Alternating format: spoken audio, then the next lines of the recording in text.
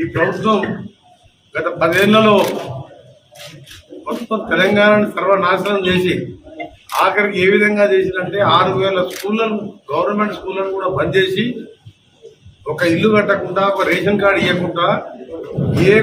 ప్రతిరోజు కుంభకోణాలే 6.5 లక్షల కోట్ల పైన అప్పు చేసి 38 కోట్ల కాంట్రాక్టర్ల మీద బకాయిలు పెట్టిపోయింది మా మీద. అయినా మనం మీరు చూసిండ్రు ఫిబ్రవరి నెలలో 5-6 తారీఖు శాలరీస్ ఇస్తే మార్చి 1 రోజు 3 సంవత్సరాల తర్వాత 30 నెలల తర్వాత 1వ తారీఖు రోజు ఎన్ని పెడతారన్న 6.5 లక్షల మంది ఉపాధ్యాయులకు ఉద్యోగులకు రిటైర్డ్ పెన్షనర్స్ కు 1వ తారీఖు శాలరీస్ ఇచ్చి వాళ్ళ పాత రోజులు కాంగ్రెస్ ప్రభుత్వం రోజులు తీసుకొచ్చినాం. దేశంలో ఎక్కడ కూడా లేకుండా బహుశా